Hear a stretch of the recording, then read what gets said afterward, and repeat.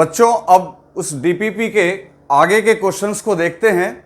तो मैंने आपको क्वेश्चन नंबर 1, 2, ठीक है, 1, 2, 3, 4, 5 ये बता दिया था। अब देखते हैं हम लोग क्वेश्चन नंबर 6। तो क्वेश्चन नंबर 6 बहुत मुश्किल तो नहीं है, एक बार वीडियो को पॉज करो और ट्राई करो, ठीक है। क्वेश्चन नंबर जो 6 है ये बहुत मुश्किल तो नहीं है बच्चे, बहुत आराम से इसे सॉल्व किया जा सकता है। यहाँ पे देखो क्या लिखा हुआ है, एक बार वीडियो पॉज करके तुम खुद से ट्राई भी करो। देखो यहाँ लिखा हुआ है कि a rope is wound around hollow cylinder of mass 3 kg। अब हॉलो सिलेंडर है बच्चों, हॉलो सिलेंडर जिसका मास क्या है 3 kg और रेडियस है 40 centimetre. What is the angular acceleration of cylinder if the rope is pulled with force of 30 Newton. Simple formula putting है, आप एकदम आराम से इसको सॉल्व कर सकते हो। चलो देखते हैं इसका आंसर देखते हैं। तो क्वेश्चन नंबर 6 जो है अपना, इसमें सबसे पहली बात है कि एक सिलेंडर है इस तरीके से, ठीक है, और सिलेंडर के ऊपर में आपका ऐसे रोप है, ऐसे बहुत सारा रोप है और इसको आप इस तरीके से फोर्स लगा के खींच रहे हो। तो बच्चों करना क्या है, तो सिलेंडर जो है अपने एक्सिस के अबाउट रोटेट करेगा तो उसका एंगुलर एक्सेलरेशन आएगा। तो ये जो फोर्स लग रहा है, तो यहाँ पे आप देखो ये रेडियस है r, है ना, तो ऑटोमेटिकली जो टॉर्क होगा इसका टॉर्क, तो torque is equal to r into F, है ना, परपेंडिकुलर डिस्टेंस इंटू फोर्स। अब यहाँ पे देखो डिस्टेंस कितना है, रेडियस है आपका 40 सेंटीमीटर, ये डिस्टेंस का काम करेगा। तो हम लोग लिख देंगे यहाँ पे 40 इंटू 10⁻⁻2 और फोर्स कितना लिखा हुआ है बच्चों, तो फोर्स है 30 न्यूटन इंटू 30, तो ये आपका हो गया 12 न्यूटन मीटर। ये आपका टॉर्क की वैल्यू हो गई 12 न्यूटन मीटर, है ना, ये न्यूटन हो गया, ये मीटर में हो गया, तो न्यूटन मीटर इसकी यूनिट हो गई। तो फिर हम लोग जानते हैं from Newton second law, Newton second law से हम लोग जानते हैं tau equals to I alpha, torque equals to I alpha. तो यहाँ पे बच्चों हम लोग लिख सकते हैं 12, और जो हॉलो सिलेंडर है वो रिंग के जैसा काम करता है, तो उसका मोमेंट ऑफ इनर्शिया होगा mr² into alpha. So alpha equals to 12 और m कितना है आपका, तो मास जो दिया हुआ है आपका यहाँ पे मास है 3 kg, तो मास है 3 kg और रेडियस आपका है 40 इंटू 10⁻⁻2 का होल स्क्वायर, है ना, ऐसे ही करेंगे क्योंकि इसको मीटर में कन्वर्ट करेंगे और उसका स्क्वायर है।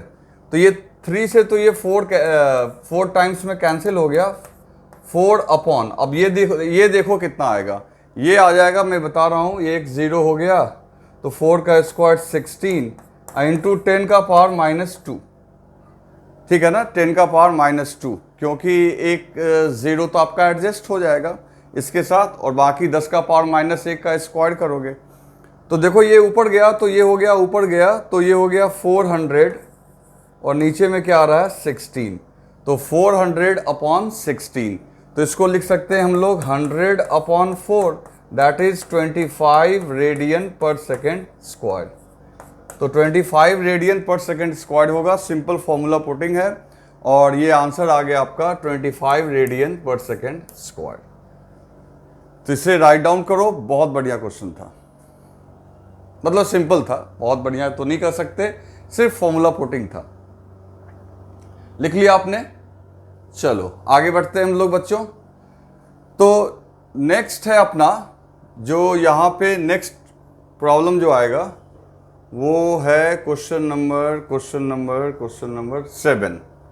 तो एक बार वीडियो को पॉज करो और इस क्वेश्चन को सॉल्व करो, ओके। अब बच्चों देखते हैं क्वेश्चन नंबर 7 में, यहाँ पे लिखा हुआ है, ध्यान से देखना, यहाँ लिखा हुआ है 2 discs of same mass, 2 disc है जिसका मोमेंट ऑफ इनर्शिया है, 2 डिस्क है बच्चों जिसका मोमेंट ऑफ इनर्शिया सेम है, rotating about their regular axis passing through centre and perpendicular to plane of the disc.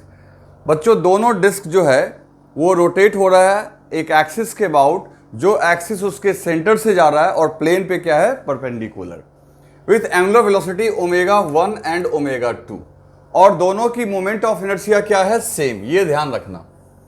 आगे क्या बोल रहा है, they brought into contact face to face. देखो क्या कर रहा होगा, एक ऐसे रोटेट हो रहा होगा और दूसरा भी ऐसे ही रोटेट हो रहा होगा, है ना। और इन दोनों को एक साथ, जैसे मान लो दो डिस्क है ना, दो डिस्क है, तो एक के ऊपर दूसरे को रख दिया गया और एक्सिस क्या है, कॉमन दोनों का। तो लिखा हुआ है coinciding the axis of rotation, the expression for loss of energy during the process। तो बच्चों यहां पे हमें पता करना है कि आखिर एनर्जी कितनी लॉस होगी, ठीक है। चलो बच्चों, तो आपने सॉल्व कर लिया, तो देखते हैं।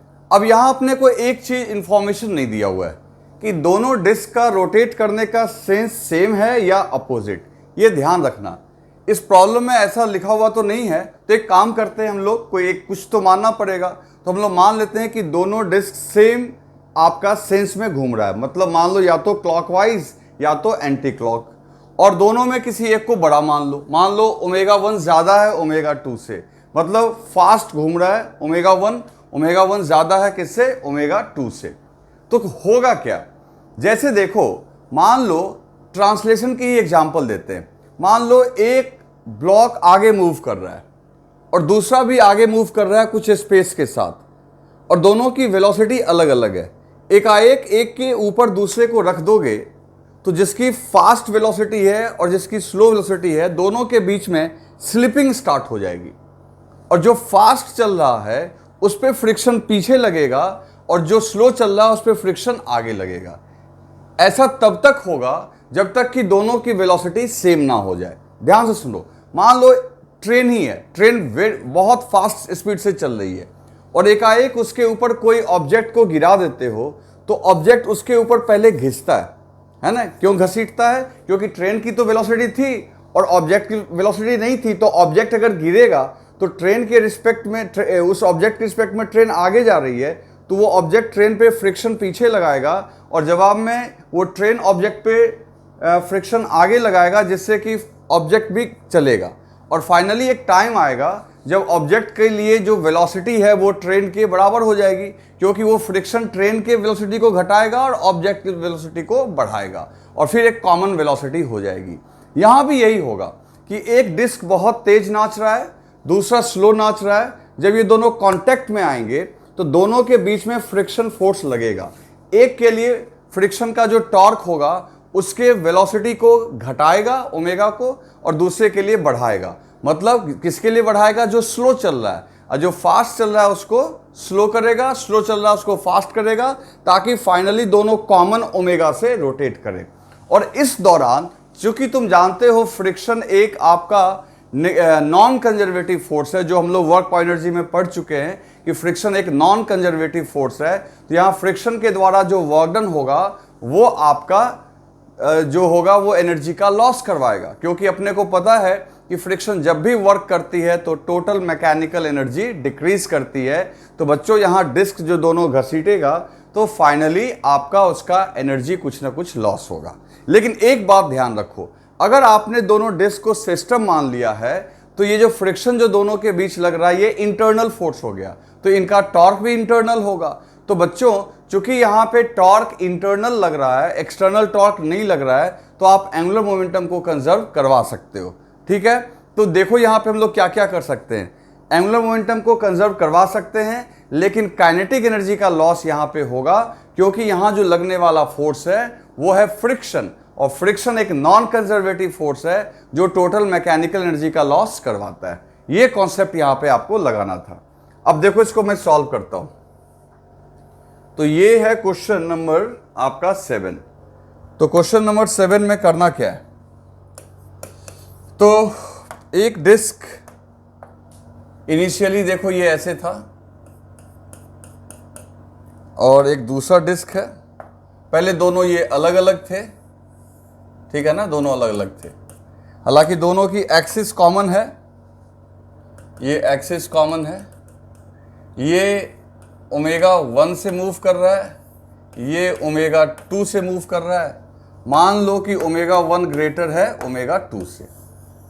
फिर क्या हुआ, इन दोनों को एक साथ चिपका दिया गया, तो अब ये एक डिस्क हो गया और उसके नीचे ये दूसरा डिस्क हो गया, है ना। अब ये दोनों साथ में आ गए, एक्सिस दोनों का कॉन्साइड किया हुआ है अभी भी, और अब ये कॉमन ओमेगा सी से घूम रहे हैं। ये ओमेगा सी का मतलब हो गया बच्चों यहाँ पे this is common angular velocity.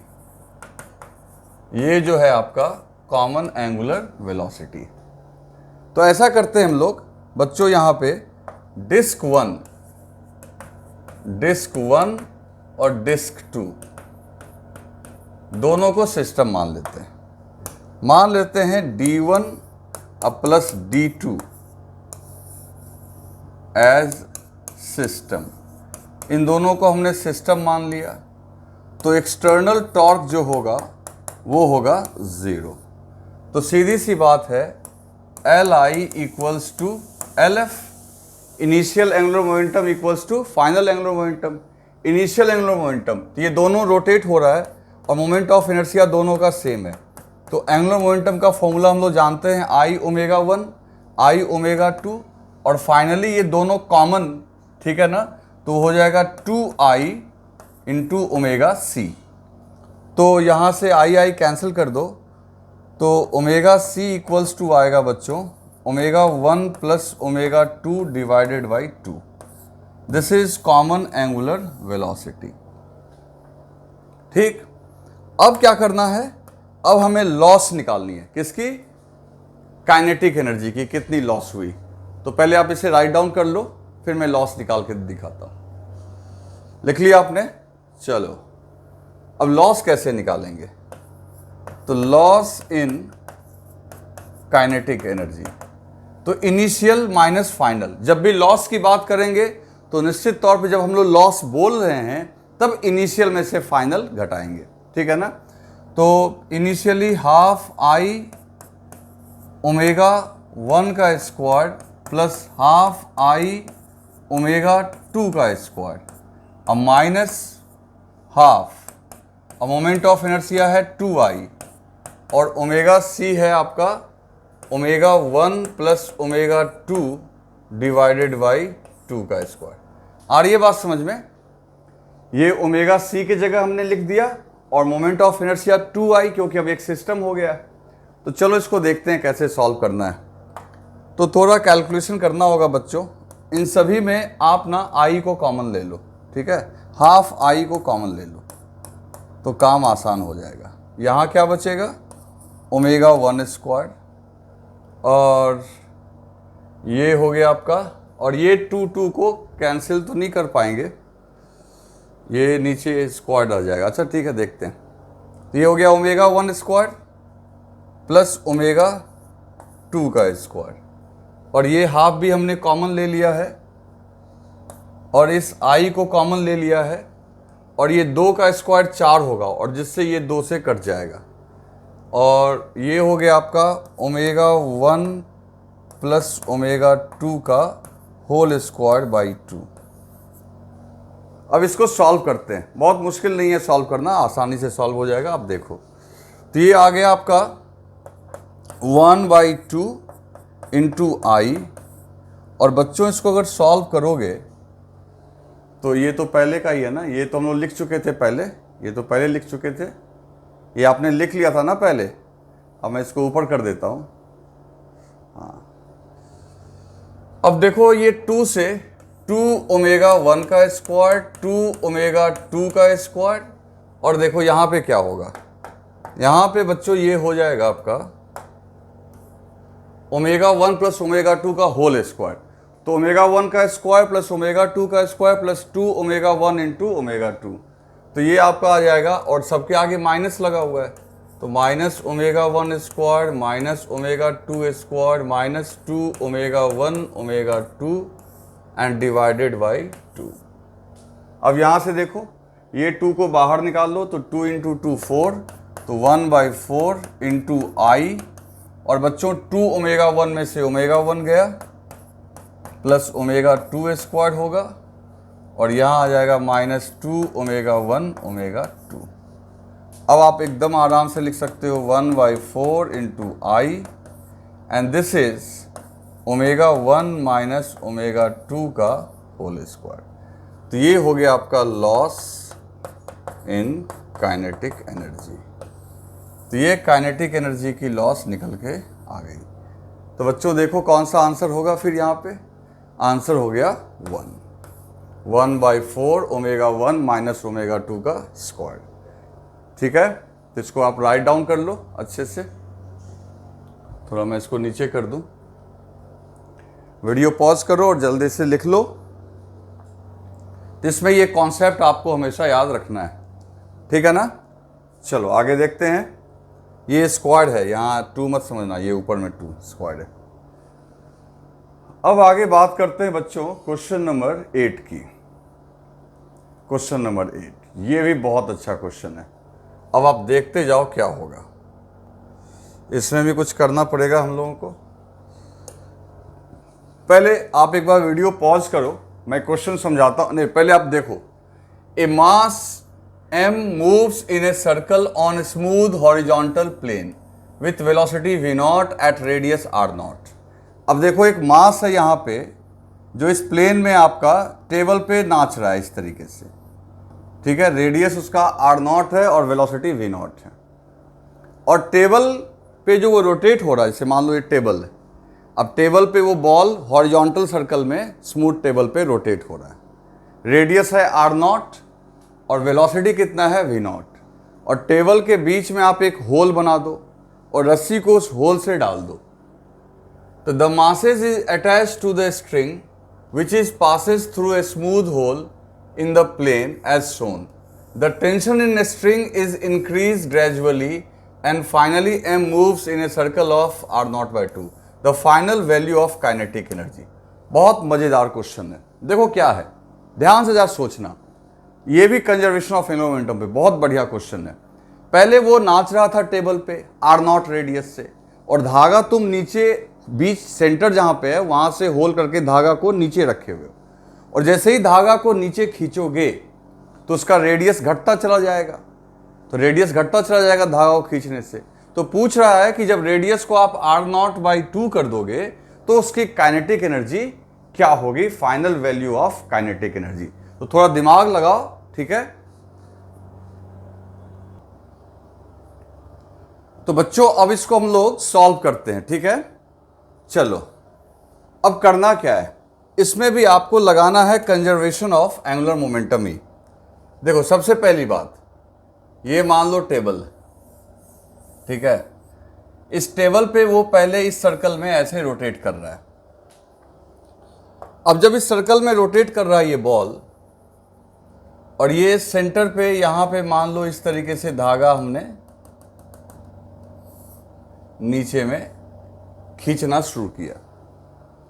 इस बॉल पे जो फोर्स लग रहा है, जो टेंशन लग रहा है, वो एक्सिस ऑफ, देखो ये जो धागा आप देख रहे हो ना, यही इसका एक्सिस ऑफ रोटेशन भी है, यही इसका एक्सिस ऑफ रोटेशन भी हो जाएगा। तो ये जो टेंशन फोर्स लग रहा होगा सेंटर की ओर, तो वो तो एक्सिस ऑफ रोटेशन को इंटरसेक्ट कर रहा है। तो इसका मतलब टॉर्क ऑफ टेंशन जो होगा वो हो जाएगा 0। क्यों भाई?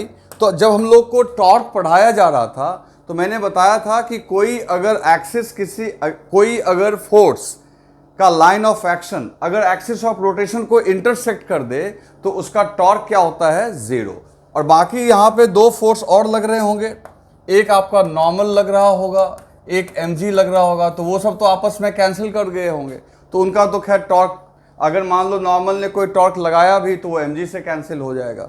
तो हम लोग कह सकते हैं यहाँ पे कि नेट एक्सटर्नल टॉर्क जो है वो क्या है, 0। जब टॉर्क एक्सटर्नल 0 है तो angular momentum initial equals to angular momentum final, है ना। Initial equals to final. तो इनिशियल एंगुलर मोमेंटम कितना हुआ?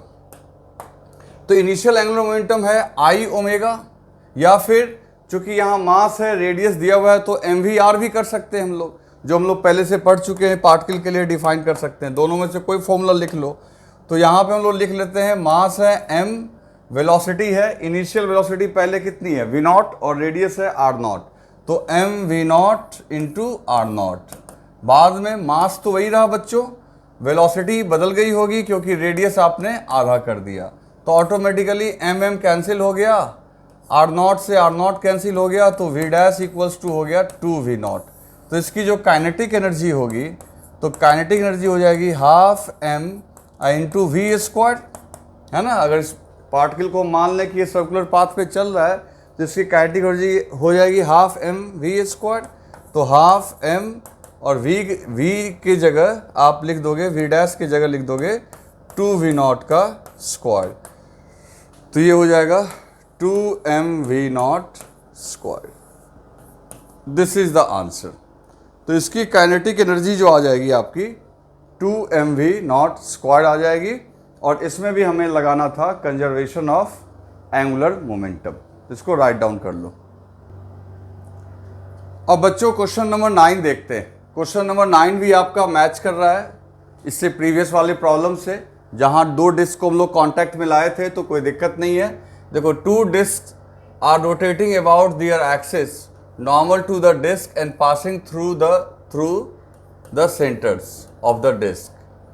Disc D1 has 2 kg mass and radius is 0.2 and initial angular velocity 50 radian per second. Disc D2 जो है उसका मास है 4 kg बच्चों, 0.1 मीटर इसकी रेडियस है। उसकी कितनी थी? उसकी थी 0.2 मीटर, इसकी 0.1 मीटर, और इनिशियल एंगुलर वेलोसिटी जो इसकी है वो है 200 रेडियन।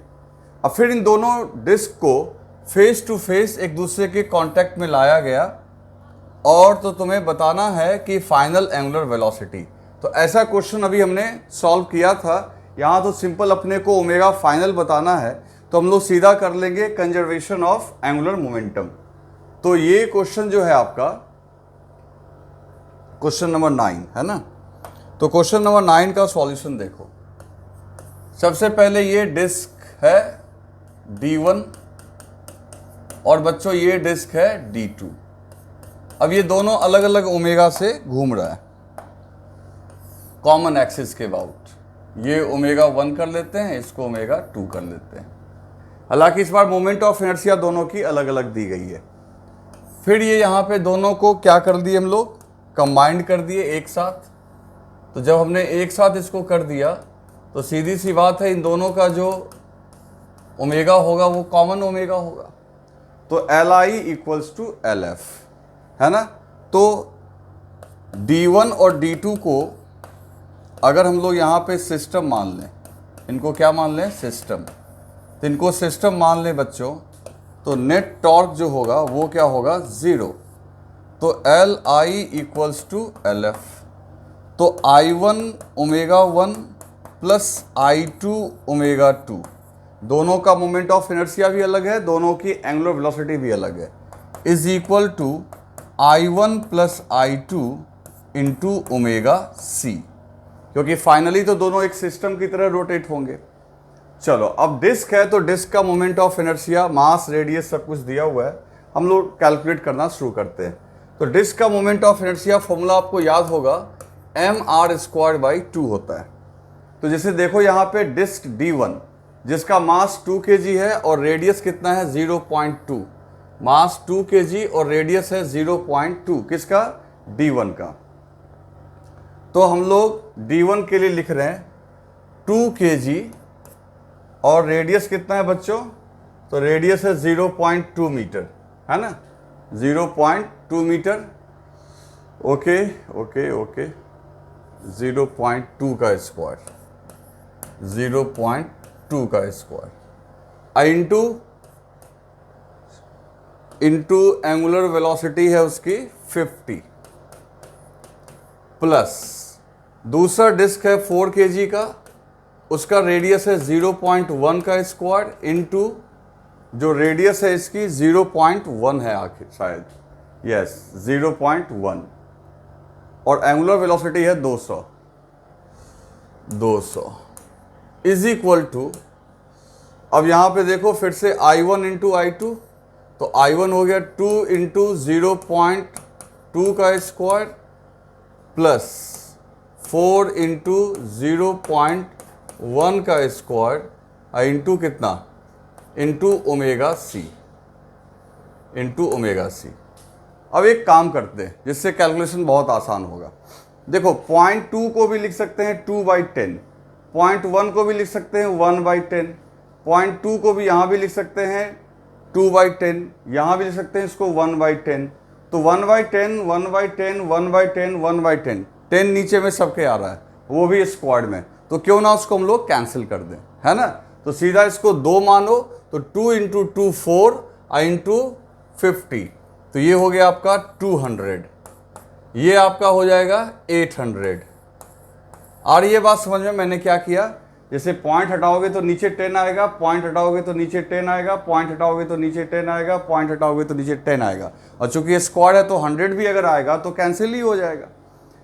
तो 200 प्लस 800, और इधर क्या हो जाएगा बच्चों, तो इधर आपका हो जाएगा यहाँ पे 2 इंटू 2 4, अब 4 प्लस 4 8, है ना। 2 इंटू 2 सॉरी 2 इंटू 2 नहीं, यहाँ पे आएगा, ये आपका 2 का स्क्वायर है ना। अच्छा मिस्टेक हुआ क्या कहीं पे, नहीं मिस्टेक तो नहीं हुआ, ये कितना है, हाँ मिस्टेक तो हुआ।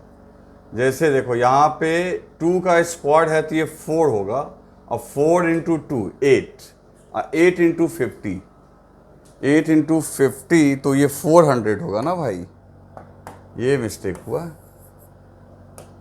This is 400।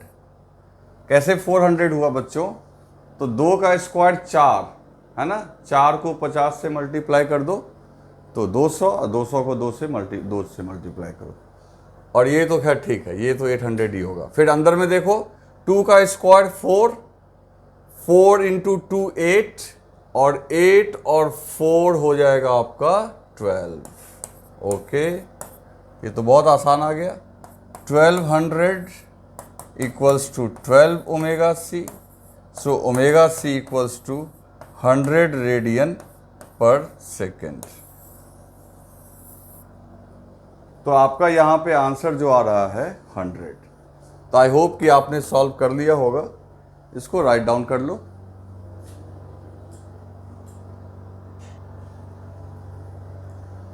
अब बच्चों बात करते हैं क्वेश्चन नंबर 10 की। तो ये बहुत ही आसान क्वेश्चन है। इसमें देखो क्या लिखा हुआ है, इसमें लिखा हुआ है the instantaneous angular position of A point on rotating wheel is given by equation this. ठीक है ना, मतलब व्हील जो वो रोटेट हो रहा है ना, वो रोटेट जो हो रहा है उसका एंगल दिया हुआ है आपको। ठीक है, उसके बाद the torque on the wheel, यहाँ WHEE होगा, EEL, व्हील लिखा हुआ है। ठीक है, बिकम्स 0 एट, तो पूछता है टॉर्क 0 कब होगा। तो देखो क्या दिमाग लगाएंगे, बहुत सिंपल है बच्चों, इसमें ज़्यादा कुछ सोचना नहीं है हमको। क्वेश्चन नंबर 10 में करना क्या है कि आपका ये थीटा इक्वल्स टू दिया हुआ है यहाँ पे 2TQ minus 6T square, 2TQ minus 6T square. अगर इसको डिफ्रेंशिएट कर दोगे, थीटा को अगर डिफ्रेंशिएट करोगे तो तुम्हें ओमेगा मिलेगा। ओमेगा इक्वल्स टू होता है D theta by D T, और डिफ्रेंशिएट करने से ये हो जाएगा आपका 6T स्क्वायर माइनस 12T, है ना, यही आएगा। करके देख लो, फिर इसको एक बार और डिफ्रेंशिएट कर दो। ठीक है, तो आपको मिल जाएगा अल्फा, क्योंकि ओमेगा को अगर डिफ्रेंशिएट करते हैं तो मिलता है अल्फा। और ओमेगा का डिफ्रेंशिएशन तो बच्चे यहाँ पे देखो ये रखेंगे 6T square minus 12T omega की जगह, और डिवाइडेड बाई dt, तो ऑटोमेटिकली ये आ जाएगा आपका 6 को आगे ले लो तो ये आ जाएगा 12T, 6 इंटू 2 12, और पावर 1 हो गया, तो पावर में से एक माइनस कर लोगे और इसका 12T का 12 आ जाएगा। अब देखो यहाँ पे कि अल्फा इक्वल्स टू क्या है बच्चों, 12T माइनस 12। अब सीधी सी बात है कि टॉर्क कब जीरो होगा, जब टॉर्क जीरो होगा उस समय अल्फा भी जीरो होगा, क्योंकि अपने को पता है टॉर्क इक्वल्स टू होता है I इंटू अल्फा। तो जिस समय अल्फा 0 होगा बच्चों उसी समय टॉर्क 0 होगा। तो इसका मतलब है अल्फा 0 कब होगा, तो अल्फा 0 के लिए यहाँ 0 पुट करो, 12t माइनस 12 को इधर ले आओ, तो 12 equals to 12t, so t equals to 1 second. तो इस तरीके से टाइम आपका 1 सेकेंड आएगा। तो 1 सेकेंड पे जाके आपका जो है उसके ऊपर टॉर्क लगना बंद होगा। तो इसमें ये दिमाग लगाना था, तो जल्दी से इसको राइट डाउन कर लो। कर लिया आपने? चलो आगे देखते हैं। अब नेक्स्ट है बच्चों नेक्स्ट है अपना क्वेश्चन नंबर 11। अब ये जो क्वेश्चन है ये जेई एडवांस का पूछा हुआ, बहुत बढ़िया क्वेश्चन है, मेंस में भी रिपीटेड है। अब मैं समझाता हूं तुम्हें यहां क्या बोल के आ रहा है। कह रहा है कि एक सर्कुलर प्लेटफॉर्म है जो free to rotate in a horizontal plane about vertical axis passing through its centre, a tortoise sitting at the edge of platform. Now the platform is given angular velocity omega naught. When the tortoise move along the chord of the platform with constant velocity with respect to platform, the angular velocity of platform will vary as time. ठीक है, तो एक बार इसको देख लो अच्छे से और फिर ट्राई करो। तो बच्चों इसको हम लोग सॉल्व करते हैं, ठीक है। तो देखो क्या करना है इसमें। तो क्वेश्चन नंबर 11, सबसे पहली बात है कि इसमें जो टॉर्टॉइज है वो आपका इस सर्कुलर प्लेटफॉर्म पे मूव कर रहा है और वो भी उसके एक कॉर्ड के लॉन्ग। तो मैं सबका डेफिनेशन पहले आपको बनाता हूं। जैसे मान लो ये एक सर्कुलर प्लेटफॉर्म है, ये एक डिस्क है, ठीक है, इस तरीके से डिस्क है। अब ये डिस्क जो है इस तरीके से आपका रोटेट कर रहा है ओमेगा से, और एक टॉर्टॉइज जो है, कॉर्ड किसको बोलते हैं, कॉर्ड जो है वो एक लाइन होता है जो सर्कल के सेंटर से नहीं पास करता है बल्कि सर्कमफेरेंस के किसी दो और पॉइंट को ज्वाइन करता है, तो इसको हम लोग कॉर्ड बोलेंगे। देखो ये कॉर्ड क्या हुआ, कॉर्ड एक स्ट्रेट लाइन हुआ जो डिस्क के या उस प्लेटफॉर्म के, सर्कुलर प्लेटफॉर्म के सेंटर से पास नहीं करेगा बल्कि उसके सर्कमफेरेंस से पास करेगा और उसको ज्वाइन करेगा। तो अब हो क्या रहा है, हो ये रहा है कि टॉर्टॉइज यहां से चलना शुरू किया और ये चलता चलता चलता चलता यहां तक पहुंचेगा। तो इस दौरान अगर हम लोग टॉर्टॉइज और इस डिस्क को, इस टॉर्टॉइज और डिस्क को अगर सिस्टम मान लें तो टॉर्क एक्सटर्नल लग रहा है 0, तो L क्या होना चाहिए, कांस्टेंट। एंगुलर मोमेंटम क्या होना चाहिए, कांस्टेंट। और एंगुलर मोमेंटम में क्या होता है बच्चों, तो एंगुलर मोमेंटम में होता है आपका I इंटू ओमेगा, और ये हो गया आपका कांस्टेंट। अब इस I में कौन कौन है, तो इस I में दो, एक डिस्क का moment of inertia that is I disc plus I tortoise into omega equals to constant. अब तुम जरा गौर करना, डिस्क की मोमेंट ऑफ इनर्शिया तो कांस्टेंट रहने वाली है, ये तो क्या रहने वाली है, कांस्टेंट।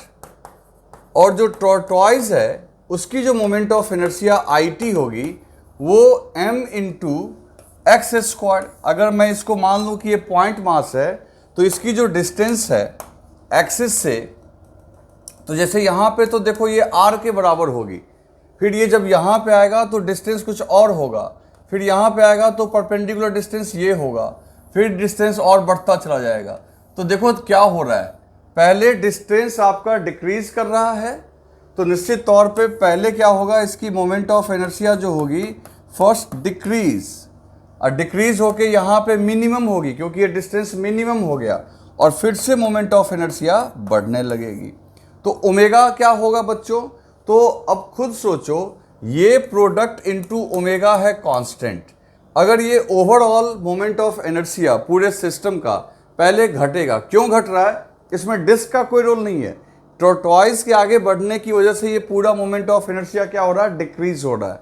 तो जब मोमेंट ऑफ इनर्शिया डिक्रीज होगा उस समय ओमेगा होगा मैक्सिमम, और फिर मोमेंट ऑफ इनर्शिया बढ़ने लगेगा, ठीक है ना, बढ़ने लगेगा, तो ओमेगा आपका घटने लगेगा। तो जिस समय मोमेंट ऑफ इनर्शिया घट रहा है उस समय ओमेगा बढ़ रहा होगा, और जब फिर मोमेंट ऑफ इनर्शिया बढ़ने लगा तो ओमेगा घटने लगेगा। तो बच्चों ये जो ग्राफ आएगा, तो जैसे यहाँ ग्राफ दिया हुआ है ना अपना ओमेगा वर्सेस टी, तो इसमें से कांस्टेंट वाला तो हो ही नहीं सकता है, और पहले डिक्रीज और फिर इंक्रीज ये भी नहीं होगा, क्योंकि ओमेगा पहले बढ़ेगा, क्योंकि पहले मोमेंट ऑफ इनर्शिया घट रहा है। तो मोमेंट ऑफ इनर्शिया घट रहा है तो पहले ओमेगा बढ़ेगा फिर घटेगा। अब इसमें ये ऑप्शन नंबर बी और डी हमारे सामने दो ऑप्शन है, लेकिन तुम जान रहे हो कि मोमेंट ऑफ इनर्शिया में डिस्टेंस का स्क्वायर्ड है, तो डिस्टेंस का स्क्वायर्ड है तो कर्व जो आएगा वो स्ट्रेट लाइन तो आ नहीं सकता। स्ट्रेट लाइन के लिए तो y equal to M X को मैच करना चाहिए। तो बच्चों ये आपका आंसर आ जाएगा बी। तो B is the right answer. Moment of inertia बीच में जब मिनिमम होगी उस समय देखो ओमेगा मैक्सिमम होगी, ओमेगा पहले बढ़ा फिर घटा, ठीक मोमेंट ऑफ इनर्शिया के उल्टा। तो इसका आंसर हो जाएगा बी। ठीक है बच्चों, चलो अब नेक्स्ट क्वेश्चन देखते हैं। तो नेक्स्ट है अपना क्वेश्चन नंबर 12। इसमें बहुत दिमाग लगाना है बच्चों। अब ये देखो, ये बहुत ही अच्छा क्वेश्चन है। इसमें आप देखो कॉलिजन, मोमेंटम का कंजर्वेशन, एनर्जी की कंजर्वेशन सब कुछ आ जाएगी। आप ज़रा ध्यान से देखो, ये जेईई एडवांस का पूछा हुआ क्वेश्चन है। इसमें क्या कर रहा है बच्चों कि ये पूरा एक रॉड है जिसकी लंबाई है 6a और इस पूरे का मास है 8m, lies on smooth horizontal table. 2 point mass, एक का मास m है और दूसरे का मास 2m है, इसका 2m इसका m। ठीक है, इसमें से एक सेंटर से a डिस्टेंस पे आ रहा है और दूसरा सेंटर से 2a डिस्टेंस पे जा रहा है। यहाँ पे एक की वेलोसिटी v है और दूसरे की वेलोसिटी 2v, ये सब कुछ दिया हुआ है। फिर क्या होता है, ये दोनों टकराता है और टकराने के बाद इसके साथ दोनों चिपक जाएगा।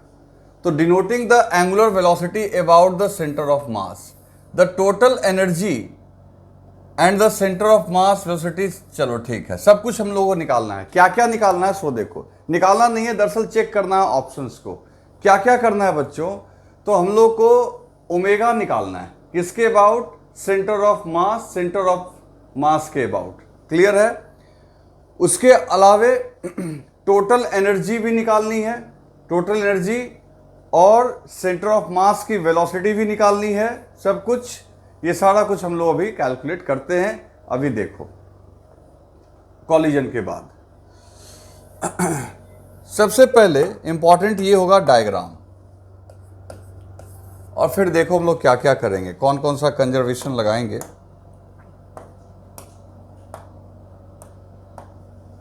ये आपका रॉड है, रॉड की टोटल लंबाई बच्चों 6a है।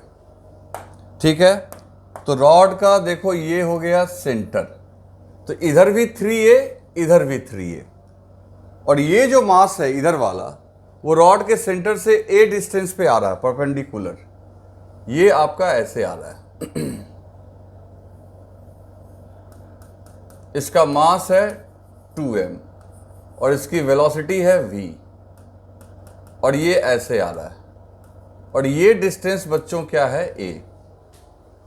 ठीक, दूसरा इसका मास है m और ये डिस्टेंस 2a पे आ रहा है विथ वेलोसिटी 2v। तो देखो ये यहां पे ऐसे जा रहा है, मास है m, वेलोसिटी है 2v, बट ये डिस्टेंस इसका कितना है 2a, और रॉड का टोटल लेंथ है 6a और मास है 8m। अब ये ऐसे आया, ये ऐसे आया, अब ये दोनों आके इससे टकराया और टकरा के चिपक गया। तो चिपक गया तो देखो डायग्राम कैसा बनेगा। पहली बात है डायग्राम ये बना, और ये सब सिस्टम आपका स्मूथ हॉरिजॉन्टल टेबल पे रखा हुआ है, कोई फ्रिक्शन नहीं है कहीं। तो डायग्राम ऐसा बना, कॉलिजन के बाद सारा कुछ हमें कॉलिजन के बाद निकालना है। ये रॉड का सेंटर है और ये मास यहां आके चिपक गया, ये मास यहां पे आके चिपक गया। पहले तो आप इस पूरे सिस्टम का, यानी ये जो आपका 2m है ये आपका m है और रॉड हो गया आपका 8m का। इसका पूरे सिस्टम का सेंटर ऑफ मास निकालो। तो आपको जान के ताज्जुब होगा कि इसका सेंटर ऑफ मास, ताज्जुब क्यों होना चाहिए, फॉर्मूला याद होगा तो ताज्जुब नहीं होगा। सेंटर ऑफ मास यही पॉइंट होगा। कहोगे कैसे? तो देखो, रॉड का सेंटर तो यही होगा, पक्की बात है। इस पूरे सिस्टम में टोटल 3, क्योंकि हम लोग क्या कर रहे हैं, m + 6m + 2m को क्या मान ले रहे हैं बच्चों, सिस्टम। इसको हमने मान लिया सिस्टम। तो ये अगर इसको आपने सिस्टम मान लिया तो इस पूरे सिस्टम का जो आपका सेंटर ऑफ मास है वो यहीं पे आएगा। कहोगे कैसे? तो इसका डिस्टेंस देखो, यहाँ से है a और इसका डिस्टेंस है 2a। तो इसका मास 2 गुना है तो डिस्टेंस a है, और इसका मास m है, इससे आधा है तो डिस्टेंस 2 गुना है। तो अगर तुम सेंटर ऑफ मास का फॉर्मूला अप्लाई करोगे, और ऐसे भी सिमेट्री से सेंटर ऑफ मास यहीं पे आएगा, रॉड के सेंटर पे ही। तो क्या होगा, इसके ऐसे आने से इसके ऐसे आने से, अब यही सब पूछ रहा है कि रॉड किस वेलोसिटी से नाचेगा सेंटर ऑफ मास के about, centre of mass move करेगा कि नहीं करेगा, ये भी आपको बताना है, क्योंकि ये नाचेगा भी और हो सकता है नाचते हुए ऊपर भी जाए, और टोटल एनर्जी भी फाइंड आउट करनी है। तो क्या क्या कर सकते हैं? सबसे पहले हम लोग यहाँ 2 कंजर्वेशन लगाएंगे, चाहे कोई भी कॉलिजन हो, इलास्टिक इनइलास्टिक हो, कुछ भी हो। कंजर्वेशन ऑफ लीनियर मोमेंटम भी यहाँ लगाएंगे और कंजर्वेशन ऑफ एंगुलर मोमेंटम भी, क्योंकि सबको हमने क्या कर दिया है, सिस्टम मान लिया है। तो सबको सिस्टम मान लिया है,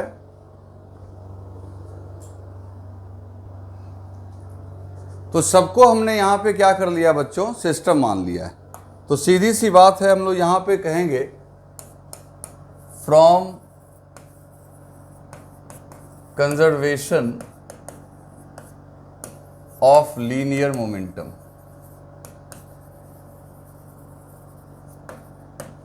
तो पहले देखो, कॉलिजन के पहले रॉड रुका हुआ है, ये डाउन आ रहा है, ये अप जा रहा है, ठीक है।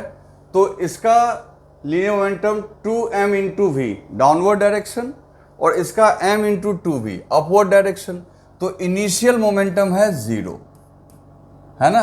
तो ऐसे ही लिखेंगे ना, pi = pf। और जब भी हम लोग लीनियर मोमेंटम की बात कर रहे हैं, मतलब ट्रांसलेशन की बात कर रहे हैं, और ट्रांसलेशन के लिए जब भी आप काम करोगे तो सेंटर ऑफ मास के हिसाब से काम करोगे, ठीक है ना, कि सेंटर ऑफ मास क्या करेगा। तो बच्चों, ट्रांसलेशन की बात जब भी आएगी तो सेंटर ऑफ मास के मोशन के बारे में सोचना है। तो हम लोग यहाँ पे पहली बात है कि इनिशियल मोमेंटम हो गया 0। कहोगे कैसे 0 हुआ? तो रॉड तो रेस्ट में ही था, ये आ रहा था नीचे डाउन और ये जा रहा था अप। तो सीधी सी बात है, इसका जो लीनियर मोमेंटम था 2m × v नेगेटिव डायरेक्शन में, इसका m × 2v, तो m और 2v का प्रोडक्ट 2mv, इसका भी 2mv कैंसिल हो गया, तो इनिशियल मोमेंटम 0। तो ऑटोमेटिकली फाइनल मोमेंटम भी 0 होगा। तो फाइनल क्या हुआ? तो फाइनल तो अब ये दोनों अलग अलग रहे नहीं, ये सब चिपक गया, तो पूरा ये सिस्टम हो गया। अब ये सिस्टम का जो ये सेंटर ऑफ मास है, ये क्या करेगा, क्या ये ट्रांसलेट करेगा कि नहीं करेगा, ये देखना है। रोटेट की बात तो बाद में करेंगे, क्या ये ट्रांसलेट करेगा कि नहीं करेगा, क्योंकि हम लोग लीनियर मोमेंटम को कंजर्व करवा रहे हैं इस रॉड के ट्रांसलेशनल मोशन के लिए। कहोगे ऐसा क्यों कर रहे हैं? तो ये रॉड दोनों काम कर सकता है बच्चों। हो सकता है ये नाच भी रहा हो और नाचते नाचते ऊपर चला जाए, या नाचते नाचते नीचे आ जाए। तो ऊपर जाना या नीचे आने को हम लोग बोलेंगे ट्रांसलेशनल मोशन, और उसके लिए सेंटर ऑफ मास की वेलोसिटी देखोगे, और सेंटर ऑफ मास की वेलोसिटी देखने के लिए हम लोग को क्या करना पड़ेगा, लीनियर मोमेंटम के बारे में सोचना होगा। आई बात समझ में? तो लीनियर मोमेंटम के बारे में सोचना होगा। तो अगर इनिशियल मोमेंटम 0 है तो फाइनल भी 0।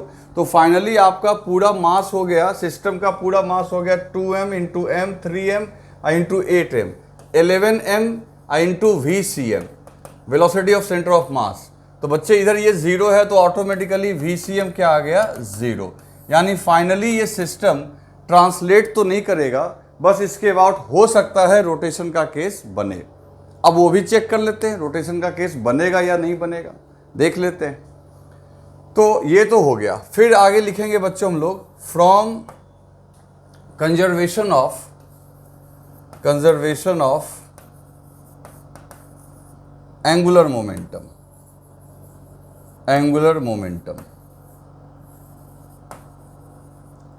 L I equals to L F.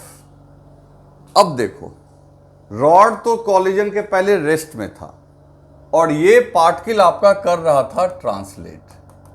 तो आपको हमने कहा था कि कोई पार्टिकल अगर ट्रांसलेट कर रहा है तो उसका एंगुलर मोमेंटम किसी पॉइंट के अबाउट कितना होगा, तो उसके लाइन ऑफ मोशन को एक ड्रॉ करो और एक्सिस ऑफ रोटेशन से परपेंडिकुलर डिस्टेंस से मल्टीप्लाई कर दो लीनियर मोमेंटम को, तो आपको एंगुलर मोमेंटम मिल जाएगा। तो जैसे 2m इंटू वी, इसका 2mv हो गया लीनियर मोमेंटम, आई इंटू एंगुलर मोमेंटम के लिए a से मल्टीप्लाई करो, तो इसका एंगुलर मोमेंटम हो जाएगा 2mva और इसका हो जाएगा बच्चों 2, यहां भी है 2, यहां भी है, तो इसका हो जाएगा 4mav। अब डायरेक्शन कैसे निकालेंगे, तो देखो ये आपका एंगुलर मोमेंटम के लिए फॉर्मूला जो था याद करो, फॉर्मूला था अपना r क्रॉस p, जहां पे r पोजीशन वेक्टर है और p डायरेक्शन है। तो इसके लिए r का डायरेक्शन इधर होगा, r मतलब क्या, पोजीशन वेक्टर, और इसका मोमेंटम किधर है, नीचे, तो r क्रॉस p तुम लोग की तरफ यानी हम लोग की तरफ आया। देखो ये इसके लिए r हो गया और मोमेंटम हो गया नीचे, तो r क्रॉस p हम लोग की तरफ हुआ। इसकी बात करें तो ये देखो ये क्या हो रहा है, ये ऊपर जा रहा मोमेंटम और इसका r ये है, तो इसके लिए भी अगर r क्रॉस p करोगे तो हम ही लोग की तरफ आएगा। तो दोनों का एंगुलर मोमेंटम, लीनियर मोमेंटम भले एक दूसरे को कैंसिल कर दिया क्योंकि उसमें सीधा देखेंगे नेगेटिव और पॉजिटिव डायरेक्शन, लेकिन एंगुलर मोमेंटम में तो r क्रॉस p करेंगे तो इसका भी आउटवर्ड आएगा, इसका भी आउटवर्ड आएगा, तो वो दोनों ऐड हो जाएगा। अब मैग्नीट्यूड कितना होगा, तो linear momentum into perpendicular distance, तो यहां लिख देंगे हम लोग 2mva plus 4mva is equal to, अब देखो फाइनली क्या होगा, अब यहां पे क्या होगा, ये तो पहले की बात हो गई, टकराने के बाद ये सिचुएशन है, तो इसमें तो ये लोग ट्रांसलेट तो करेगा नहीं कोई, ये तो चिपक गया रॉड के साथ। अब ये लोग क्या करेगा, ये लोग घूमेगा, ये लोग नाचेगा, तो नाचेगा यानी रोटेशन होगा, तो रोटेशन के केस में हम लोग लिख सकते हैं फाइनल एंगुलर मोमेंटम हो जाएगा आई ओमेगा। अब ये ओमेगा अपने को निकालना है, तो ये हो गया आपका 6mva और angular momentum equals to I omega. I कैसे निकालोगे, तो देखो यहाँ पे कौन कौन है, सबसे पहले रॉड है, तो रॉड का सेंटर ऑफ मास के अबाउट यानी उसके सेंटर के अबाउट होता है बच्चों ml²/12। तो रॉड का जो मास है आपका, रॉड का मास है आपका कितना 8m, तो लिखेंगे 8m इंटू l² और लेंथ कितना है आपका 6a, तो 6a का स्क्वायर हो जाएगा 36a² अपॉन 12। ये हो गया किसका, रॉड का, आपका हो गया ml² इंटू नहीं प्लस। अब ये देखो, अब ये एक पॉइंट मास चिपका हुआ है कितनी दूरी पे, a दूरी पे, तो इसका पॉइंट ऑफ मास के लिए हम लोग मोमेंट ऑफ इनर्शिया लिखते हैं mr², तो इसका मास हो गया 2m और डिस्टेंस कितना है a, तो इसका मोमेंट ऑफ इनर्शिया हो गया। अब जगह थोड़ा कम पड़ रहा है बच्चों, इसको मैं छोटा कर दे रहा हूँ, ठीक है। तो इसके लिए मोमेंट ऑफ इनर्शिया हो जाएगा 2m इंटू a²। फिर ये भी एक पार्टिकल है, इसके लिए हो जाएगा moment of inertia mass into distance का स्क्वायर, तो मास है इसका m और डिस्टेंस है 2a, तो ये हो जाएगा 4ma² इंटू ओमेगा।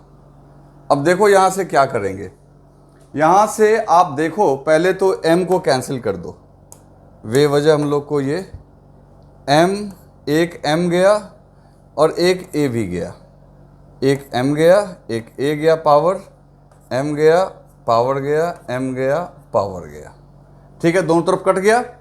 अब यहाँ देखो 12 से 3 टाइम्स मल्टीप्लाई करोगे 36 हो जाएगा, तो 3 इंटू 8a, देखो 3 यहाँ पे आएगा, 3 इंटू 8a, तो 3 इंटू 8a 24a, तो यहाँ बचेगा बच्चों 24a, यहाँ बचेगा 2a, 24 2 26 और यहाँ बचेगा 4, तो ये हो जाएगा 30a। तो उस तरफ क्या बचा बच्चों, तो उस तरफ आया आपका RHS में आया 30a इंटू ओमेगा, है ना, बाहर में ओमेगा है आपका, और इस तरफ क्या मिल रहा है आपको 6v, इधर मिल रहा है 6v। So omega equals to ठीक है, ओमेगा इक्वल्स टू आ जाएगा आपका यहाँ पे v/5a। तो ये आपका एंगुलर वेलोसिटी निकल के आ गया v/5a। तो देखते हैं क्या ये ऐसा कुछ दिया हुआ है। तो हम लोग देख सकते हैं बच्चों, ये तो सही है, अपना ओमेगा सही है, एक सही है, बी भी सही है, क्योंकि मैंने बोला सेंटर ऑफ मास आपका क्या रहना है, रेस्ट में। और उसके बाद पूछ रहा है एनर्जी, तो अब काइनेटिक एनर्जी निकालते हैं। तो चलते हैं वापस फिर हम लोग कैलकुलेशन पे। तो कैलकुलेशन पे चलते हैं, तो इसको राइट डाउन कर लो पहले, आप इसको राइट डाउन कर लो। अब बच्चों एनर्जी के कैलकुलेशन की बात करते हैं हम लोग। तो एनर्जी की कैलकुलेशन की बात कैसे करेंगे, सो देखो, मान लो ये रॉड था आपका, ठीक है। अब इस रॉड के यहाँ पे ये मास था, दूसरा यहाँ पे था, और ये सेंटर है। अब ये इसके अबाउट आपका रोटेट हो रहा था, तो काइनेटिक एनर्जी हो जाएगी सीधी ½ ओमेगा स्क्वायर। तो हाफ मोमेंट ऑफ इनर्शिया इसका इंटरेस्टिंग है निकालना। एक तो रॉड का होगा आपका, रॉड का मास है 8m, ml²/12, तो लेंथ आपका कितना है इसका 6a, तो ये हो जाएगा 36a²/12 प्लस एक मास हुआ m, छोटा वाला मास आपका यहाँ a डिस्टेंस पे था 2m मास, और ये m था आपका 2a डिस्टेंस पे। तो m इंटू आपका यहाँ पे a² और 2m इंटू ये 2m होगा ना, एंड आपका यहाँ पे m इंटू 2a का स्क्वायर, ठीक है, इंटू ओमेगा। ओमेगा भी हमने निकाला, ओमेगा कितना निकाला था, ओमेगा निकाला था v/5a का होल स्क्वायर। चलो सॉल्व करते हैं इसको। तो बच्चों ये आ गया 1/2, और इसको सॉल्व करेंगे तो 3, ये 24ma² plus 2ma² plus 4ma² into v²/25a²। अब इसको सॉर्ट आउट करो सही से, तो a² से a² कैंसिल हो जाएगा, ऊपर में 30, तो ये आ जाएगा 30/50 mv², तो ये आ जाएगा 3/5 mv²। तो बच्चों काइनेटिक एनर्जी जो टोटल इसकी निकल के आई E, वो 3/5 mv²। तो देखते हैं है क्या ऑप्शन। तो बच्चों आप देखो, बिल्कुल ये ऑप्शन भी सही है। तो इस तरीके से इसके 3 मल्टीपल आंसर थे, तो A, C और D। तो इस क्वेश्चन में आपको बहुत कुछ सीखने को मिला, राइट डाउन कर लो इसे।